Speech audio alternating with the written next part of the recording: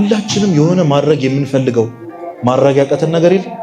በየቀኑ መሆን የምንመኘው ራሳችን ላይ ማየት የምንፈልገው የሆነ ልምድ አለ። ራሳችን ላይ ማየት የምንፈልገው የሆነ አይነት ማንነት አለ።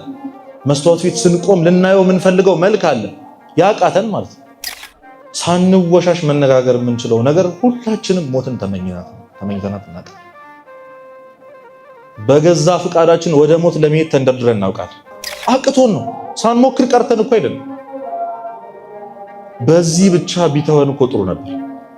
የማንወደውን ክፉ ነገር ደግሞ በየቀኑ እናደርጋለን። እንሳላለን በየሄድንበት ገዳም ያገኘነውን ቅዱስ ከዚህ ኃጢአት አውጣኝ፣ ነቅለህ አውጣኝ፣ ይሄን ኃጢአት ከዚህ ከህይወቴ ነቅለህ አውጣልኝ እንላለን። እንሳላለን፣ ቃል እንገባለን፣ እንምላለን፣ ማርያምን እንላለን። ዛሬ በዓለም በአንድ ደቂቃ ውስጥ እስከ 12 ሰዎች ራሳቸውን ያጠፋሉ። እኛ ምናችንም አይደለም፣ ምንም አይመስለንም። ሰው አለቀሰ አላለቀሰ ዛሬ እኮ የሆነ መለመኛ ስትራቴጂ ፈጠሩ ነው እንጂ የወደቀን ሰው ለማንሳት እኮ ቀናን። በስመ አብ ወመንፈስ ቅዱስ አሐዱ አምላክ አሜን።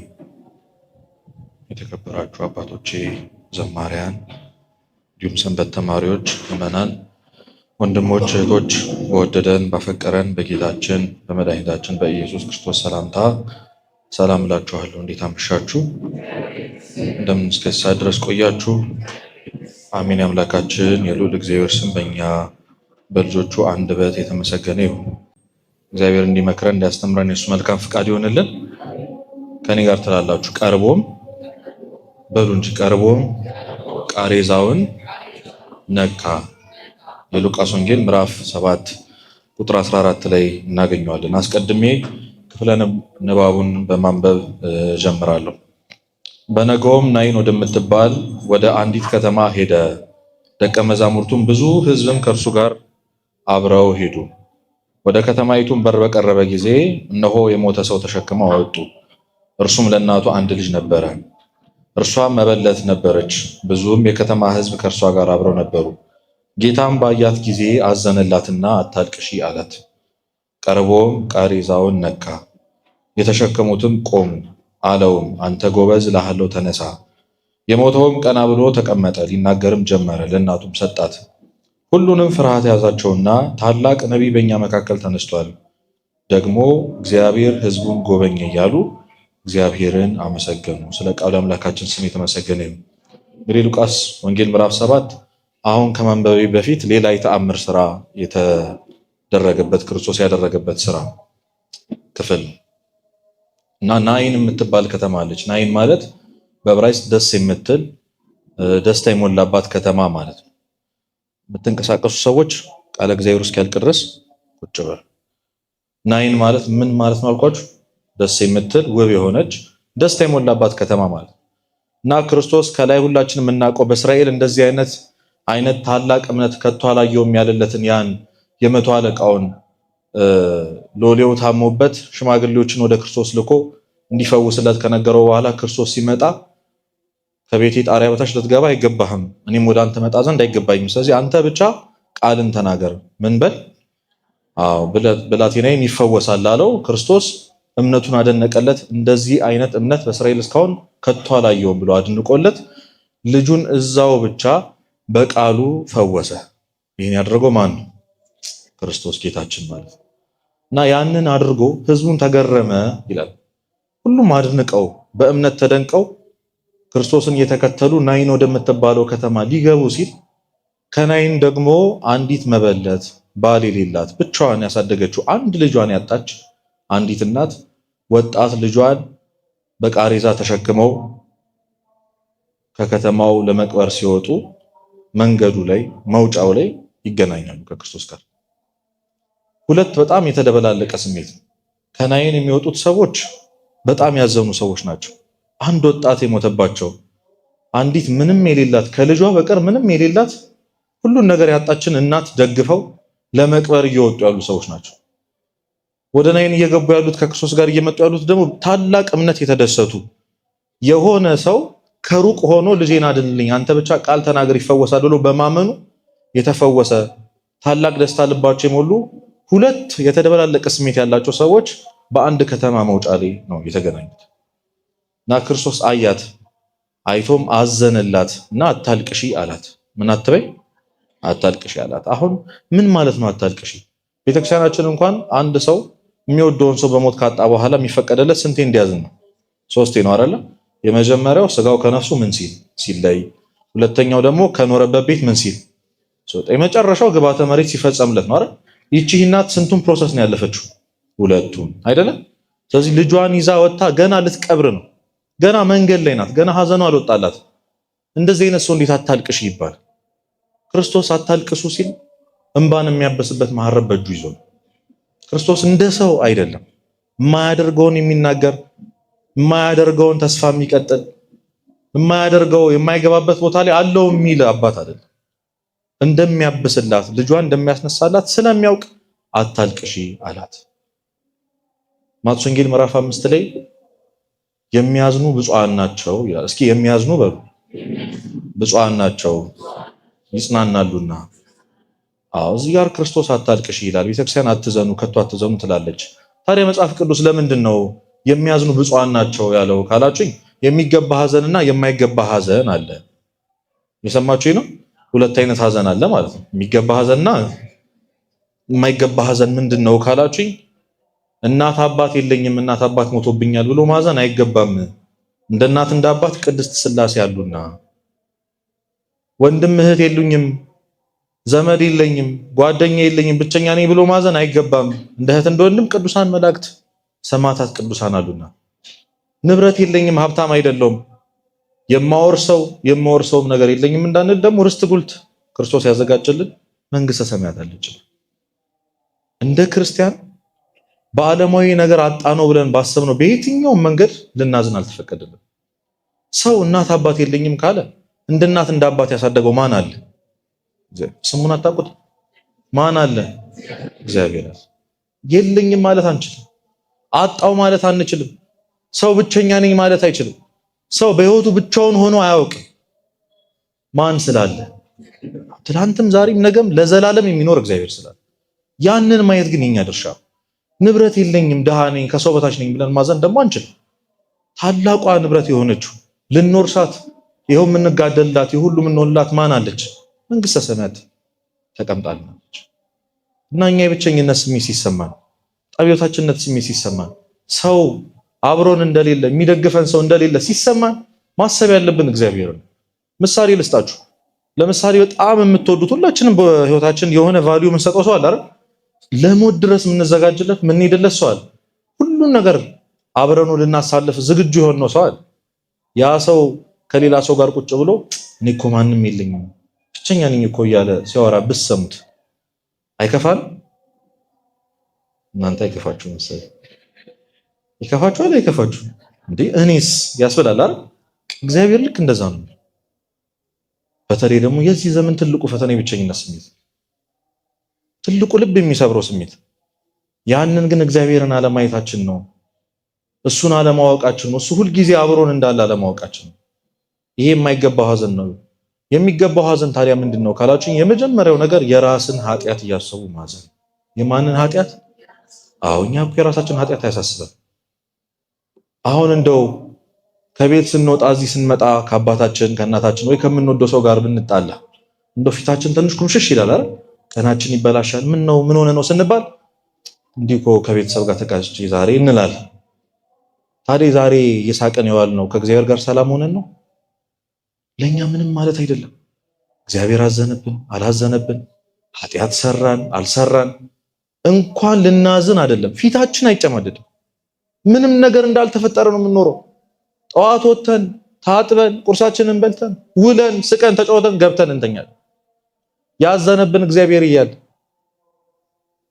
ከማንም በላይ የሚያዋጣንን እግዚአብሔር ከስረ ነው ምንም እንዳልተፈጠረ ነው የምንኖረው። ምንም እንዳልተፈጠረ አይደንቀንም። ድሮ ያንን ኃጢአት ከሰራ ነው በኋላ ልባችን ይቃጠልብን ነበር። የሆነ ጊዜ መዝሙር ስንሰማ እናለቅስ ነበር። ዛሬ ልባችን ደንድኗል፣ ምንም አይመስለን። ከጓደኞቻችን ከቤተሰቦቻችን ጋር ያለውን ሪሌሽን ያህል እንኳን እስከ ሞት ድረስ የወደደን ክርስቶስ በዛ ልክ አንወደው አይሰማንም። እኛ እንኳን ልናዝን አይደለም እንኳን ቆዝመን ልንቀመጥ። አሁን በዚህ ጊዜ እንደው ማን ይሙትና የሆነ ሳል እያዘና አግኝታችሁት ምን ሆነ ነው ስትሉት እግዚአብሔርን እንኳን አሳዝኘው የሚል ሰው ይገኛል? እንላለን ወይ?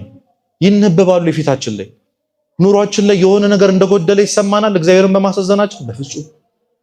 እግዚአብሔር ምን ሊሰማው እንደሚችል አስባችሁ ታውቃላችሁ? እንዲህ በመሆናችን አባቶች አንተ አንድ ኃጢአት ስትሰራ ይላሉ ክርስቶስ በዕለተ ዓርብ ያንን የሾህ አክሊል ሲያደርጉለት አክሊሉ ላይ ያሉት እሾሆች 3000 ናቸው። ስንት ናቸው? 3000 ናቸው። ከ3000ዎቹ 70ዎቹ ወደ ጭንቅላቱ ገብተዋል ወደ ውስጥ። ምን ያህል ሊያመው እንደሚችል አስብ። እና አንተ አንድ ኃጢአት ስትሰራ ሌላ 71ኛ እሾህ እየጨመርክ እንደሆነ አስብ። እንኳን እንዲህ ያቆሰልነው እንደሆነ ሊሰማን ኮሽ ያለ አይመስለንም። ታዲያ የሚያዝኑ ብፁዓን ናቸው የተባለው ስለ ራሳቸው ኃጢአት ደረታቸውን የሚደቁ የሚያለቅሱ የሚያዝኑ እግዚአብሔርን ይቅርታ የሚጠይቁ ሰዎች ብፁዓን ናቸው ይጽናናሉና እግዚአብሔር ያነሳቸዋል አንድ ቀን። ሁለተኛው የወንድምን ኃጢአት የወንድምን ውድቀት እያሰቡ ማዘን ያስፈልጋል። እኛ ምናችንም አይደለም፣ ምንም አይመስለንም። ሰው አለቀሰ አላለቀሰ ዛሬ እኮ የሆነ መለመኛ ስትራቴጂ ፈጠሩ ነው እንጂ የወደቀን ሰው ለማንሳት እኮ ቀን አንል አይደል እንዴ? የከተማችን ሁኔታ ሁላችንም እናውቀዋለን። ጓደኛችን የሆነ ነገር ሲያደርግ ጭልም ሲልበት ሲከፋው አይተን ቼክ ማድረግ እኛ ተዘይደ። ስለዚህ ለወንድሙ ኃጢአት የሚያዝን ሰው ብፁዕ ነው። ነገ እግዚአብሔር እሱን ደግሞ በተራው ያጽናናል። ግፋ ሰማዕታትን እያሰበ የሚያዝን ሰው የክርስቶስን ሕማም እያሰበ የሚያዝን ሰው ብፁዕ ነው እና አታልቅሽ ያላት ለዛ ነው ብለው አባቶች ያስተምራሉ። አታልቅሽ ካላት በኋላ ሄዶ ቀርቦም ቃሬዛውን ምን አለው? ነካው። ተሸካሚዎቹም ቆሙ ይላል።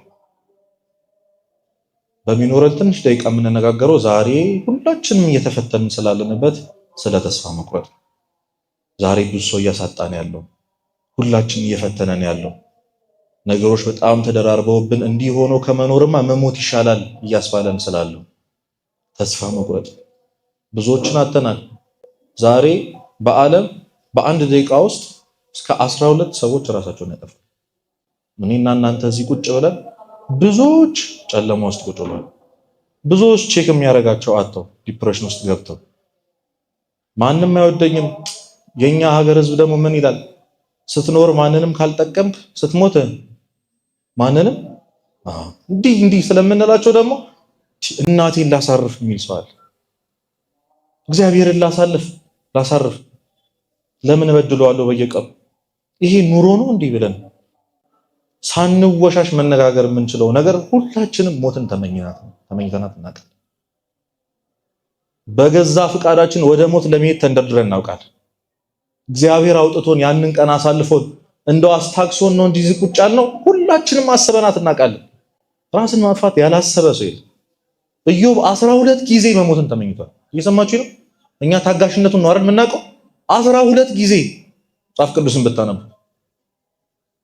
ያልተመኘ ቅዱስ የለም። ሁሉም ተማሯል።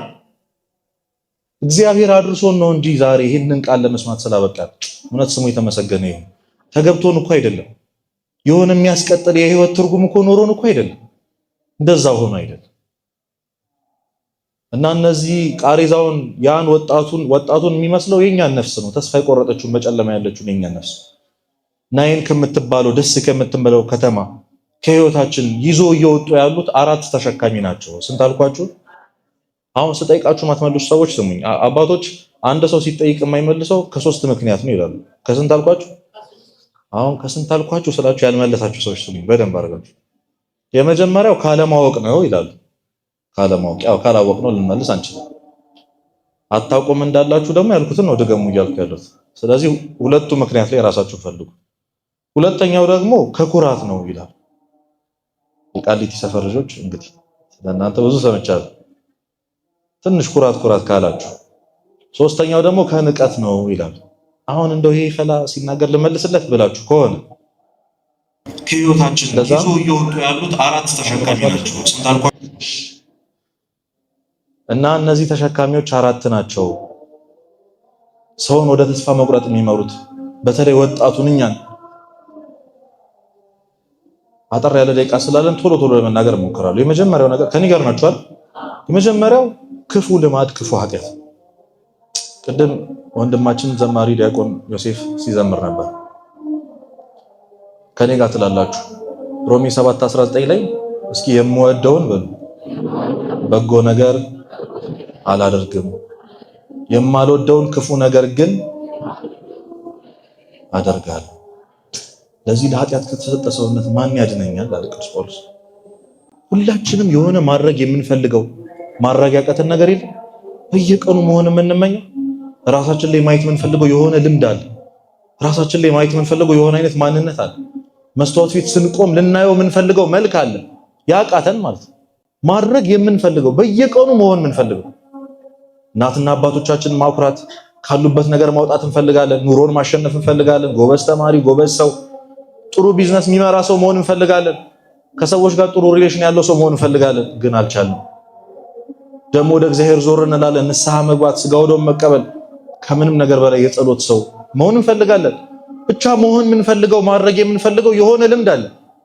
የምወደውን በጎ ነገር ግን አላደርግም ለምን ተብለን ብንጠየቅ ያለን ብቸኛ መልስ አቃተኝ ነው አይደል? ምክንያት አላችሁ? አቅቶን ነው። ሳንሞክር ቀርተን እኮ አይደለም። በዚህ ብቻ ቢተወን እኮ ጥሩ ነበር። የማንወደውን ክፉ ነገር ደግሞ በየቀኑ እናደርጋለን። ሁላችንም ማድረግ ሳንፈልግ በየቀኑ የምናደርገው ኃጢአት አለ የለም? አለ።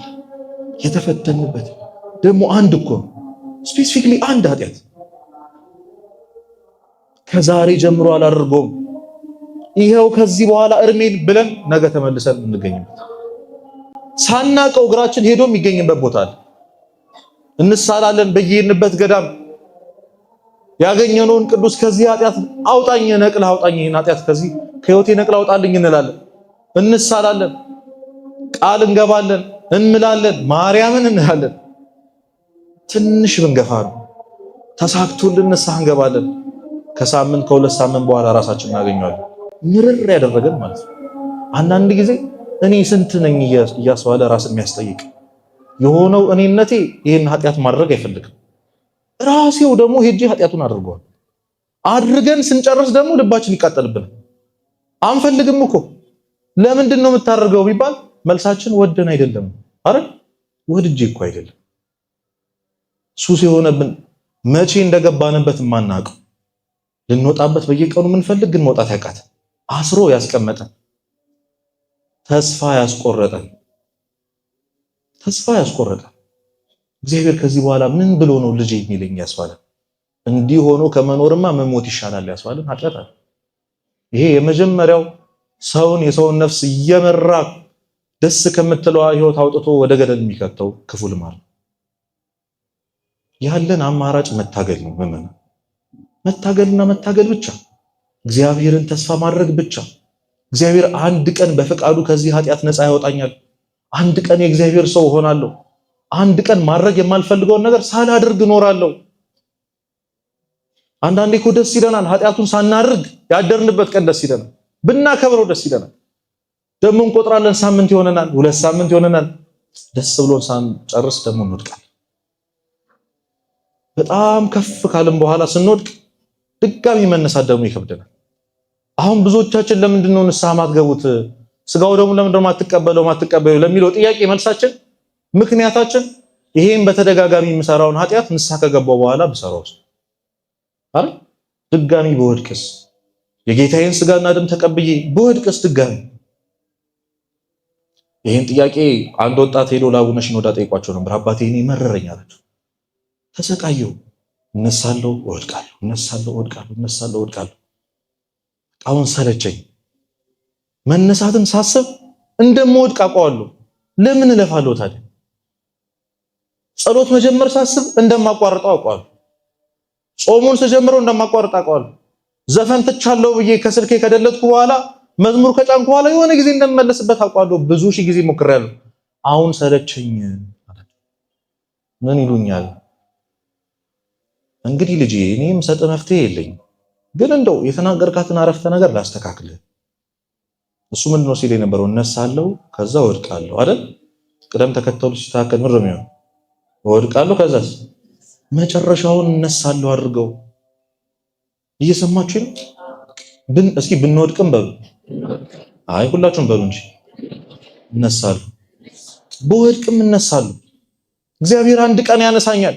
ወድቄ አልቀርም፣ እንደዚህ አይቀጥለውም ብሎ ማመን ያስፈልጋል። እግዚአብሔር በፈቃዱ ከዚህ ህይወት ያወጣኛል። ጠላት ሲያሳስበን መነሳትን ስናስብ መውደቅ ያሳስበናል። ጠላቴ ሆይ ደስ አይበል በወድቅም ምን እላለሁ?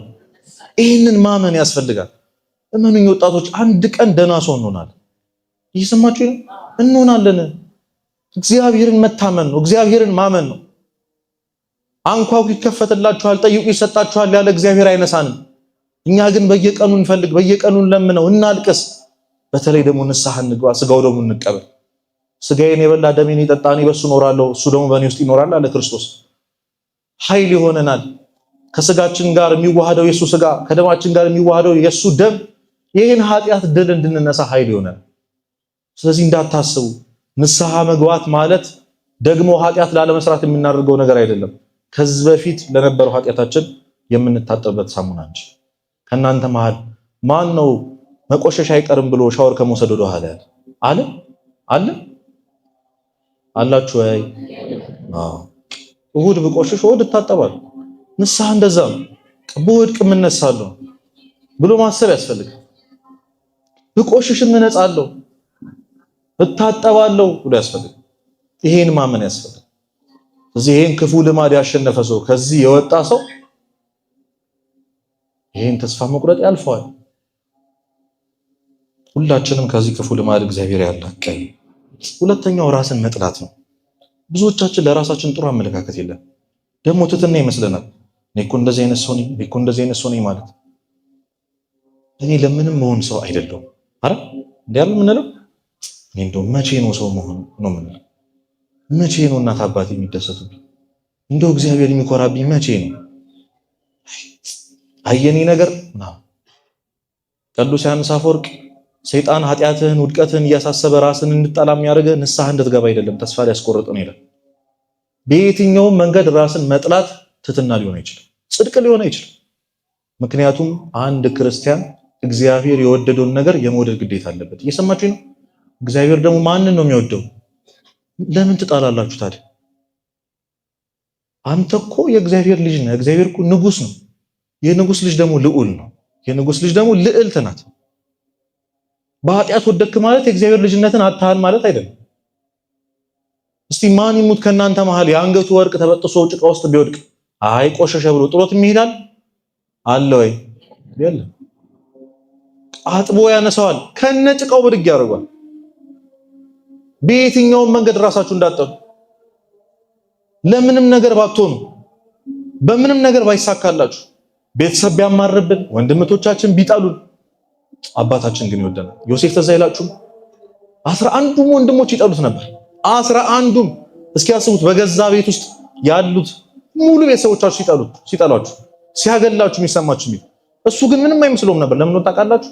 መጽሐፍ ቅዱስ ከልጆቹ ሁሉ አብልጦ ያዕቆብ ይቅርታ አባቱም ዮሴፍን ይወደው ነበር ይላል። ከልጆቹ ሁሉ አብልጦ እየሰማችሁ አባቱ ይወደው ነበር። ማን ይወደናል? ኧረ ስሙን ጥሩት እባካችሁ። እግዚአብሔር ይወደናል። ማንም ይጥላ እግዚአብሔር ይወዳል። ማንም አይቀበልህ እግዚአብሔር ይቀበላል። ምናልባት ፐርፌክት ላንሆን እንችላለን ለነዛ ጓደኞቻችን፣ ምናልባት ለዛ ትምህርት ቤት፣ ለዛ ስራ ቦታ፣ ለዛ ህይወት፣ ለዛ ኑሮ ፊት አናረግ ሊሆን ይችላል፣ ላንገባ ሊሆን ይችላል። እግዚአብሔር ፊት ግን ቦታ አለ። ይሄው መጣን ቁጭ አለን። መቼ አባረረን? ቀን ሙሉ የምንሰራውን ነገር አስቦ አንተ ብሎ አሸማቆናል? አላሸማ። ይሄው ተቀበለ። ምን ብሎን ያውቃል እግዚአብሔር? ያለ ምክንያት ያለ ሁኔታ የሚወደን እግዚአብሔር እያለ ሰው እንዴት ራሱን ይጠላል? ስለዚህ ከዚህ በኋላ ራሳችን ማየት ያለብን በክርስቶስ መነጽርነት፣ በክርስቶስ አይንነት። እኔ እኮ እግዚአብሔር የሚወደኝ ክቡር ሰው ነው። መንግስተ ሰማያት ለኔ ተብላን የተዘጋጀችው ይቺ ምድር፣ ፍጥረታት ሁሉ የተሰናዱት ለኔ ነው። ሰው ክቡር ነው። አንተ የእግዚአብሔር ቤተ መቅደስ ነህ። መጥላት አትችልም። ራስን መጥላት የሚገፋፋው ወደ ራስ ማጥፋት ነው። አትስሙ። አጠገባችሁ ያላችሁን ሰው ሊመስለን ይችላል። አዎ እኮ እንደ ቤተሰብ ወድቀናል፣ እንደ ጓደኛ ወድቀናል፣ እንደ ትምህርትም ጎበዝ አይደለንም፣ እንደ ስራም ጥሩ አይደለም፣ በብዙ ነገር ወድቀናል። እግዚአብሔር ፊት ግን ማተር የሚያደርገው ያለህ ኪስ ውስጥ ያለው ገንዘብ አይደለም፣ የተሸከምከው ዲግሪ አይደለም፣ ያለ ንብረት አይደለም። እግዚአብሔር ልጅነታችን በቂ ነው። እሱ እኛን የማይቀበልበት ምንም ምክንያት ሊኖር አይችልም። እግዚአብሔር ሰውን የማይቀበልበት ምክንያት ሊኖር አይችልም። አንተ ለዚህ ቦታ አታስፈልግም ተብለህ ተባረር ሊሆን ይችላል። ይሄው ከሁሉ ቦታ በላይ ክቡር የሆነችው ቤተክርስቲያን ግን ተቀብላለች። ምን ትፈልጋለህ ከዚህ በላይ? እዚህ አይገባኝም፣ እኔ እንደዚህ አይነት ሰው አይደለሁ ማለትን ማስወገድ ያስፈልጋል። እግዚአብሔር በወደደን ልክ ራሳችንን መውደድ ያስፈልጋል። ትዝ አይላችሁም ይሁዳና ቅዱስ ጴጥሮስ ሁለቱም እኮ ክርስቶስን ክደውታል። ለዛውም ጴጥሮስ ሽምጥጥ አድርጎ ነው የከደው። ይሄ ሰውየውን አላውቅም ነው ያለው።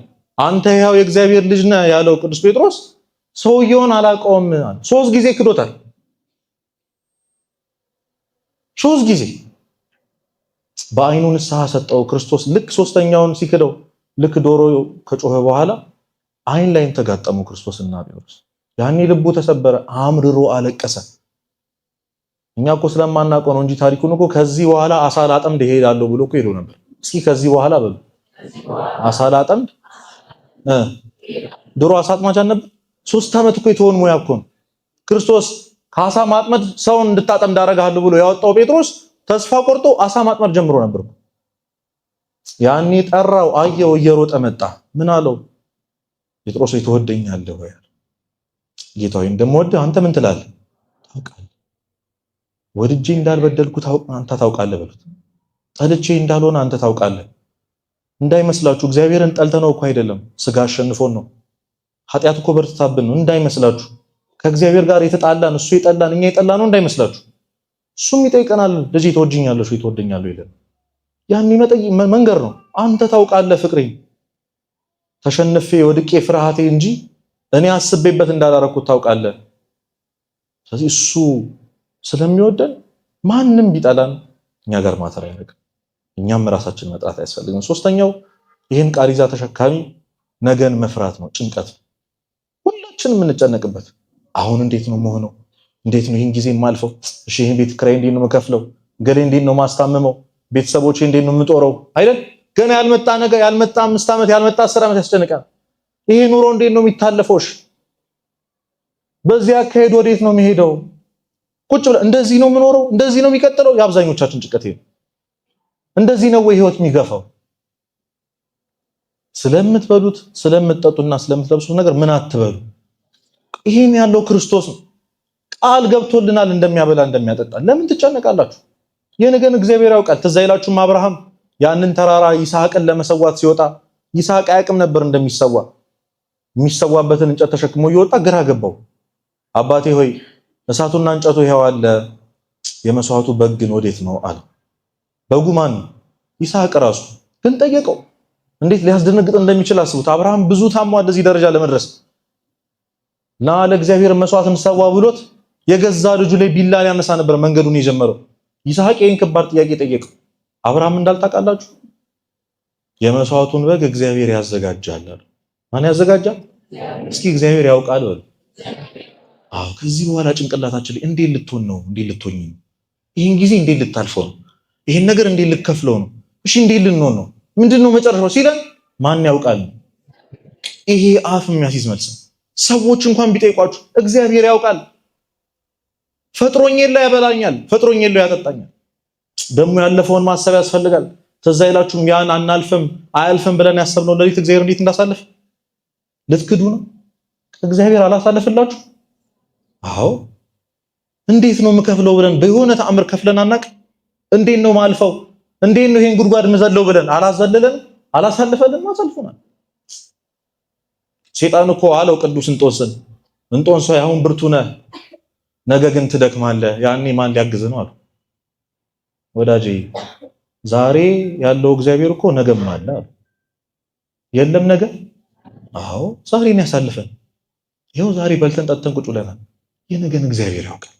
እየሰማችሁ ነው? አትጨነቁ። እውነቴን ነው የምላችሁ ወጣቶች፣ እንዳትጨነቁ፣ ተውት ለእግዚአብሔር። እስኪ እሱ እጅ ላይ የተበላሸ ታሪክ እኮ እኛ አይተን አናውቅም። እስኪ ይበላሽ ለእግዚአብሔር አሳልፈን ሰጥተነው እስኪ እንውቀሰው። ከተበላሸ እኔ ጋር ደውሉልኝ መጣችሁ። አይበላሽማ፣ አይበላሽም። በእውነት እግዚአብሔር እጅ ላይ ታሪክ አይበላሽም። እንዳትጨነቁ። ሰይጣን እየመጣ ያስፈራራል። እንዴት ነው የምትሆነው እያለ እግዚአብሔር ያውቃል ብሎ ማለት ያስፈልጋል። የመጨረሻው ነገር አራተኛው ይህን ቃል ይዛ ተሸካሚ ይሄት ምናልባት ጥሩ ህይወት አለን፣ ጥሩ ገንዘብ ሊኖረን ይችላል፣ ስራ አለን፣ ትምህርት አለን። ግን ለምን እንደተፈጠርን ማናቅ ሰዎች አለ። ምንድነው ነጥቡ የዚህ ሁሉ ነገር? ምንድነው መጨረሻው የዚህ ሁሉ ነገር?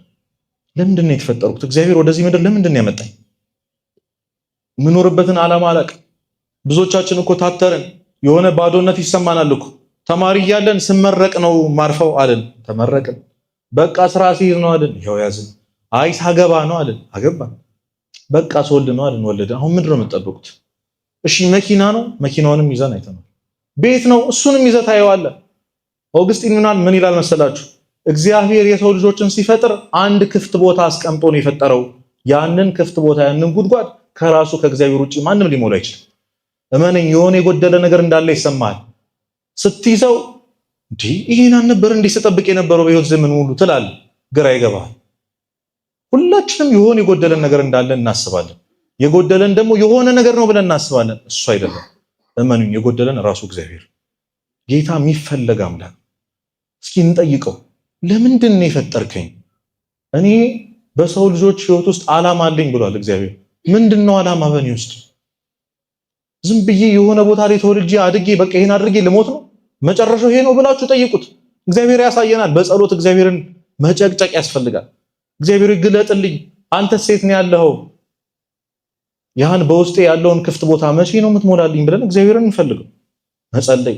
ሁለተኛው ደግሞ ማገልገል ነው። ኑ ቤተክርስቲያን እቺን ሰንበት መታችሁ አገልግሉ። ጠይቋቸው ይሁን ነገር ምን ውስጥ ልሳተፍ በሉ። እግዚአብሔር ይገልጥላችኋል ለምን እንደተፈጠራችሁ። ሁላችንም አገልጋዮች እንድንሆን የተፈጠሩ፣ ሁላችንም ለሰዎች እንድንሆን የተፈጠሩ። ሁሉም ነገር አገልግሎት ነው። ያለህ ሙያ አገልግሎት ነው። ባለህ ነገር ቤተክርስቲያን አገልግል፣ ባለሽ ነገር ቤተክርስቲያን አገልግል። ያኔ ይገባናል፣ ጣዕሙ ይገባናል። እነዚህ ሰንበት ተማሪዎች ደሞዝ ያላቸው ይመስላችኋል? እንዲህ ሲታተሩ ሰንበት ተማሪ ሆናችሁ ታውቁታላችሁ። ጠዋት መጥተው ምሳ ሰዓት መጥተው ደሞ ራት ማታም ይመጣሉ።